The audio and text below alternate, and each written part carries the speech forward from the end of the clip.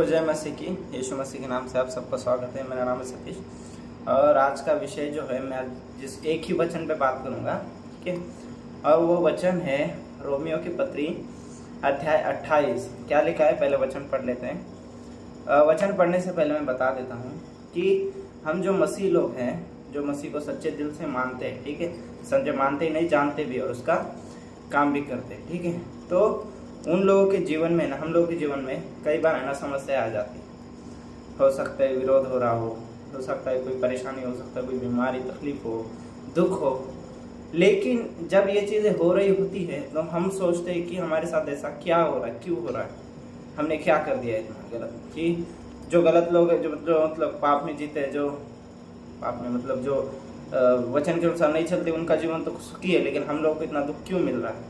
तो हम लोगों को दुख मिलने का कारण ये है, कई बार है ना दुख भी हमारे भलाई के लिए होता है। जो दुख हमें होता है ना, तकलीफ, वो हमें मजबूत करने के लिए होता है और उसमें से कुछ ना कुछ अच्छाई छुपी होती है। अगर आप मसीह में हो सच्ची रीति से, तो आपके साथ जो दुख होता है ना, उसका अंत अच्छे पर ही होता है। तो एक वचन पढ़ते हैं, रोमियो 8:28। हम जानते हैं जो लोग परमेश्वर से प्रेम रखते हैं उनके लिए, किनके लिए, जो परमेश्वर से प्रेम रखते हैं उनके लिए सब बातें, इसमें दुख भी आ गया और सुख भी आ गया, सब बातें मिलकर भलाई ही को उत्पन्न करती है। भलाई को उत्पन्न करती है। उत्पन्न होना मतलब उस पे जाके रुक जाना, भलाई पे जाके रुक जाना। लेकिन शुरुआत कहाँ से हो सकती है? दुख से, तकलीफ से, बुराई, हर किसी के, दुनिया भर के क्लेशों से। लेकिन अंत में हमारे लिए क्या रखी है? भलाई रखी है, और वो है स्वर्ग का राज्य। पढ़ते हैं, भलाई को उत्पन्न करती है, अर्थात उन्हीं के लिए, सिर्फ उन्हीं के लिए, सबके लिए नहीं, उन्हीं के लिए जो उसकी इच्छा के अनुसार बुलाए हुए हैं। किसकी इच्छा के अनुसार? परमेश्वर पिता की इच्छा के अनुसार। पिता की इच्छा के अनुसार हम जो यीशु मसीह में बुलाए गए हैं उसके अनुग्रह के द्वारा। तो ऐसा जरूरी नहीं कि सारी चीजें हमारे साथ अच्छी होगी तो फिर हम मसीह में क्या कर रहे हैं? मसीहत का मतलब क्या है? दुख उठाना। तो अभी इस बाइबल कह सकते हैं, वचन पे बात करते हैं। जैसा वचन में लिखा है, जो उसकी इच्छा पे चलते हैं उनके साथ सब कुछ अच्छा होगा, इसकी कोई गारंटी नहीं है, लेकिन अंत भलाई से ही होगा। मैं ऐसा बात नहीं कर रहा हूँ कि आपको स्वर्ग, यहाँ भी आपको, अगर आप परमेश्वर की इच्छा से चलोगे तो परमेश्वर जानता है कि आपको क्या चीज़ की ज़रूरत है और कब कौन सी चीज़ आपको देनी है। तो उससे पहले आपको धीरज रखना ज़रूरी है, क्योंकि सारी बातें मिलकर हमारे लिए भलाई को उत्पन्न करती है। अभी मैं एक कहानी बताऊंगा कि एक राजा था, मैं शॉर्ट में कहानी बताऊंगा। एक राजा था और एक उसका प्रधान था, और वो प्रधान है ना, कुछ भी हो जाए तो उसको ऐसा कहने की आदत थी, जो हुआ अच्छा हुआ। तो कुछ भी हो जाता था, किसी को चोट भी लग जाती तो बोलता था जो हुआ अच्छा हुआ। एक दिन वो राजा तलवारबाजी कर रहा था, तो तलवार चलाते चलाते, प्रैक्टिस करते करते उसका एक अंगूठा कट जाता है और वो प्रधान वहाँ पे खड़ा होता है। वो वहाँ से बोल पड़ता है जो हुआ अच्छा हुआ। ये देख के राजा का दिमाग सटक जाता है, तो वो बोलता है इसमें क्या अच्छा हुआ? तेरी उंगली कटेगी तब तुझे पता चलेगा। मेरी उंगली कटी तो बोलता है जो हुआ अच्छा हुआ।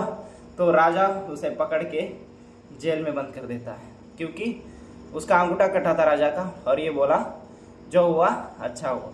क्या होता है, राजा है ना शिकार करने के लिए जंगल में चला जाता है।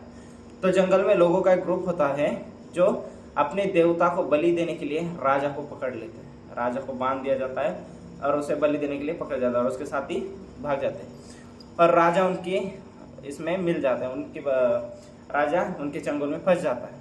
तो अभी वो लोग राजा को बलि करने वाले थे, उनको एक व्यक्ति की बलि देनी थी अपने देवता के लिए। तो राजा ने क्या किया, राजा का तो एक उंगली कटी थी, लेकिन जब उन लोगों ने देखा कि इसकी एक उंगली कटी है, तो वो बोलते इसकी बलि नहीं दे सकते, क्योंकि इसकी एक उंगली कटी है और हमें पूर्ण इंसान चाहिए जिसका उंगली कुछ कटी ना हो। तो वो लोग राजा को छोड़ देते हैं, क्योंकि उसकी उंगली कटी होती है, उसकी बलि नहीं दी जा सकती। तो उसे छोड़ देते हैं, और जब वो घर आता है तो प्रधान से माफ़ी मांगता है, जो जेल में डाला था उसको। तो बोलता है मुझे माफ़ कर दे, तूने एक सच में कहा था कि जो हुआ अच्छा हुआ। अगर मेरी आज उस दिन उंगली नहीं कटी होती तो मुझे बलि दे देते। तो वो राजा उससे माफ़ी मांगता है कि मैंने तुझे जेल में डाला, इसने मुझे माफ़ कर। तो वो फिर से बोल पड़ता है जो हुआ अच्छा हुआ, मुझे जेल में डाला वो अच्छा हुआ। तो बोलता है तुझे जेल में डाला, क्या बकवास करा, अच्छा क्या हुआ इसमें? मुझे माफ़ कर दे बोलता है। लेकिन प्रधान उसको बोलता है, अरे राजा जी, अगर आप मुझे जेल में नहीं डालते तो मैं भी आपके साथ जाता, क्योंकि आप मेरे साथ ही हमेशा आते हो, जहाँ भी जाते हो मुझे लेके जाते थे। हाँ, राजा बोलता है, हाँ हम दोनों साथ में ही जाते थे शिकार कुछ भी करने के लिए, लेकिन आज मुझे जेल में नहीं डालते तो मैं आपके साथ होता। वो लोग आपको तो छोड़ देते क्योंकि आपकी उंगली कटी है, लेकिन मुझे बलि कर देते। तो हमें भी अपने जीवन में लगता है कि हमारे साथ क्या हो रहा है, लेकिन इसमें भी कोई ना कोई अच्छाई छुपी होती है। लेकिन शर्त यह है कि आपको मसीह में सच्ची रीति से होना होगा, तभी सारी चीज़ें मिलकर आपके लिए भलाई ही उत्पन्न करेगी। और वैसे ही यूसुफ की कहानी भी तो हम देखते हैं। यूसुफ को उसके भाइयों ने पकड़ा दिया, सब कुछ बुरा हो रहा था उसके साथ, पोतीफर की पत्नी ने उस पर इल्ज़ाम लगा दिया, सब कुछ उस पर, उसके साथ एक भी चीज़ अच्छी नहीं हो रही थी।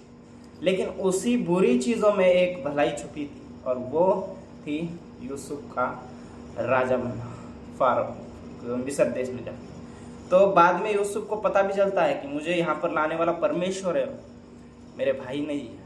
भाइयों को बोलता भी है, भाई उसके माफ़ी मांगते हैं उससे, तो वो बोलता है, नहीं, मुझे यहाँ लाने वाले तुम लोग नहीं हो, मुझे यहाँ पर लाने वाला मेरा परमेश्वर है। और फिर उसको सारी बातें, सारी परमेश्वर की योजना पता चलती है।